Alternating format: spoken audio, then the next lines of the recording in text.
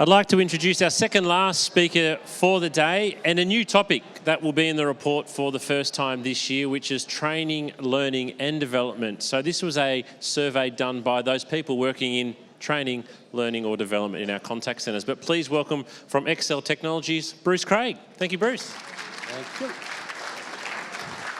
Thank you. Thank you very much. Well, we're nearly there, as James said. There is going to be drinks and beers in a few minutes.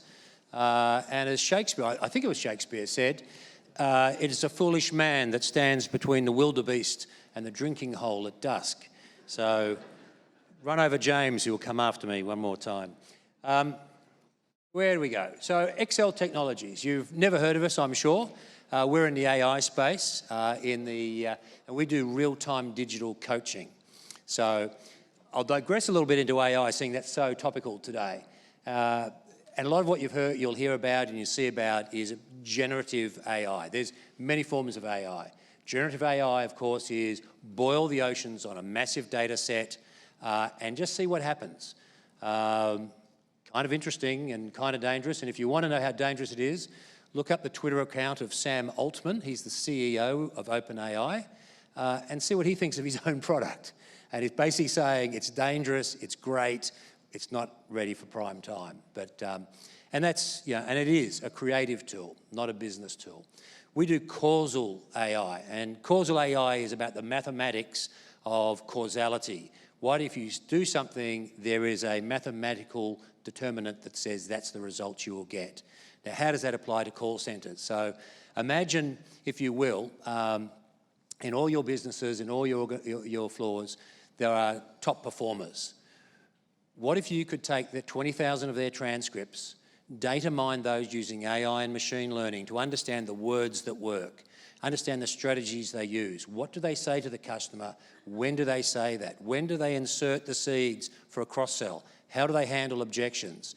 Those top performers, if you ask them why they're so good, probably really don't have an idea. They'll say, I'm great with people, I love the product, but they intuitively have learnt and discovered what is good.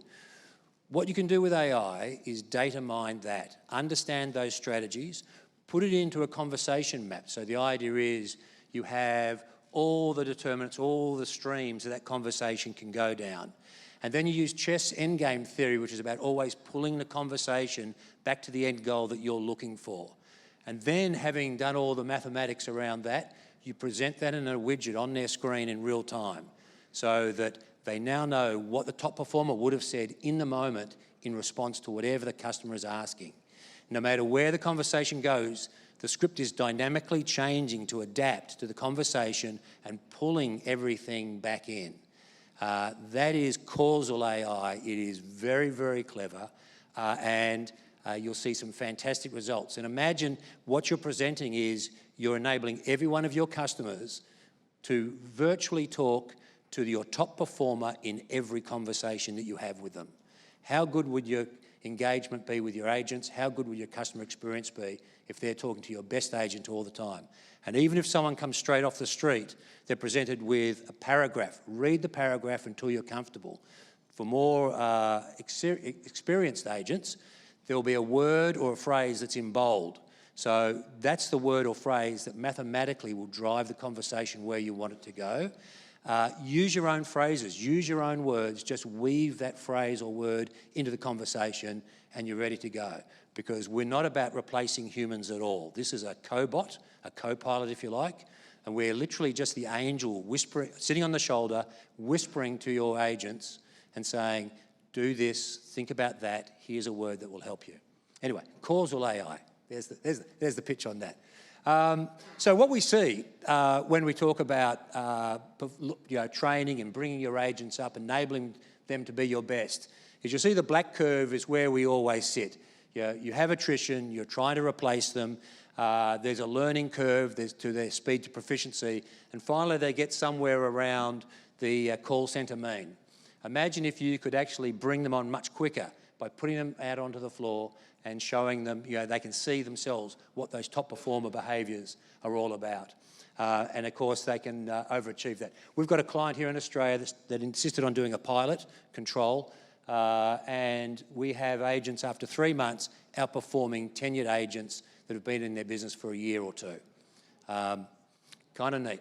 Anyway, the big thing about the survey and the training is that it's all about dilemma.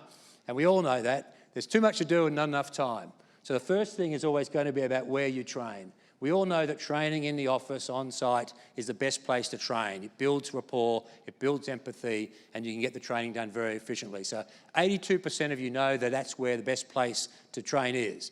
And as we saw earlier today, trouble is 74% of your agents don't want to be in the office. So we're immediately confronted with a big dilemma. And what actually results? You'll see there the top one, 100% on site, so 44%. So 82% of training is best performed on site. 74% of your agents don't want to be there in that training. And so we hit a middle ground of 44% on site training and so on. So it is a dilemma of how you deliver quality.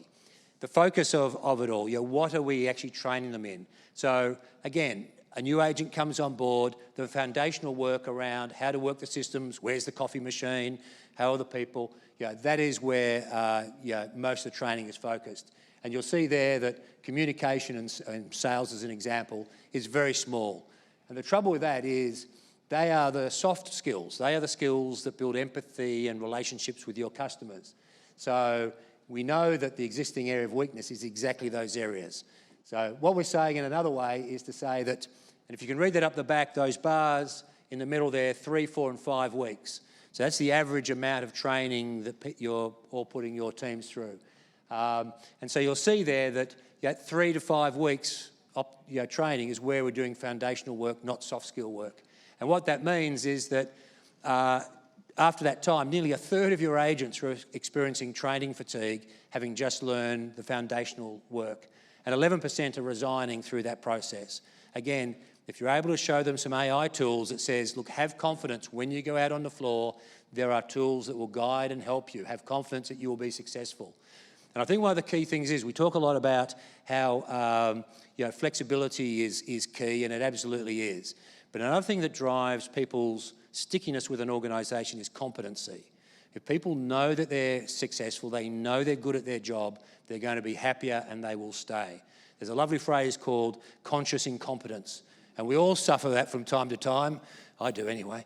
And the reality is, gosh, I'm new, I don't know this yet. I hope the boss doesn't find out that I'm not where I want to be just yet. If we look at AI in coaching, what we'll see here that amongst the surveyed groups, that one on the right, which is nearly 50%, AI is extremely effective in training and educating people. But it is very, very rare at the moment. But I think you'll see, someone asked earlier, what are the new changes that are occurring? I think you'll see a lot of uptake in this area. And then for existing agents, you'll see here that team leaders are delivering, only 10%, the majority, over 53%, are delivering only 10% of the training. And yet at the same time, what are the skills that your team leaders would need? And it is in that training space. I think earlier one of the presentations showed what's the key skill that you'd want in a team leader, and it is training and coaching. And yet it's one of the skills that they least use. And again, we're all time poor.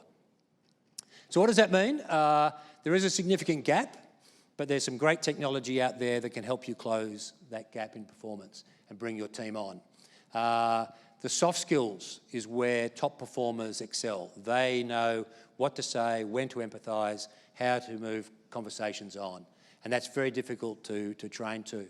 And the last one is targeted coaching in the moment is going to be key in the future for all of us. Now, I hope that's given us plenty of time for questions. It certainly has. Thanks, Bruce. Question from Brian. Yes, a round of applause. Well done. Brian asks, how do you balance the benefits of AI-based coaching, in large groups of working from home, where many agents are increasingly concerned about isolation? I don't think I read that well, but do you get the point?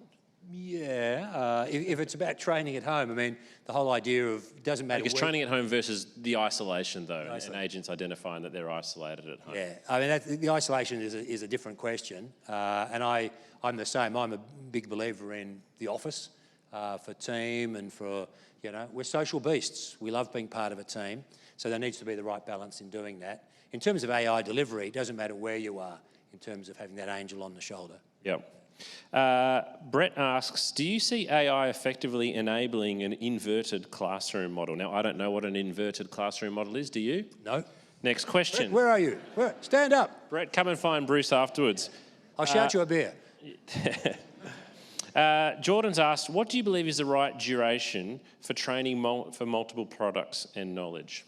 Okay. A new hire wants to be on the floor as fast as possible. That's the fun part. If they're, that's where they'll make some money and have some fun. So you saw there that 3 to 5 weeks you're getting fatigue. I think get the people out on the floor as fast as possible, and they'll have fun. And in terms of training on products, I mean, one of our clients is a very big call centre in India. Because of the new iPhone launch, they had to get these agents on the floor immediately. And so they were only trained in one product. They sell 5 products. Their performance in the other 4 products was nearly as good as tenured agents, because when the AI model sees the intent is to buy a certain product, that conversation map comes up and guided them through the product knowledge, what they needed. If there needed to be, here's a pitch for you, Brad, pay attention. If there needed to be knowledge management, it would say, click here, go to that part of the knowledge management system too. So you can take someone who hasn't even been trained in a product and they're going to be pretty successful. Final question. This is from Di Decker. She asked it earlier today. It's got the most likes and it didn't get asked, but it's very relevant to this section. Thoughts on new staff members having longer learning curve when working from home, or I guess being trained from home, versus being in the contact centre where they can overhear more experienced agents on calls? Yeah. Look, again, the office. I mean, you are going to hear things around the water cooler, the tea room. You're going to learn things. You're going to see people. And it's very difficult at home. If you're in the office, James, you're the boss, I'm the new hire, I can go up and ask you, why did you say that? Why is that important? When you're at home, you've got to make a meeting, you've got to try and interrupt something. You just feel that you're imposing when you're trying to ask those questions. So it's always going to be diminished. Again, that's probably, sales pitch here, why having the angel on your shoulder helps you move through that. Yep. Fantastic. Ladies and gentlemen, please thank Bruce from XSELL.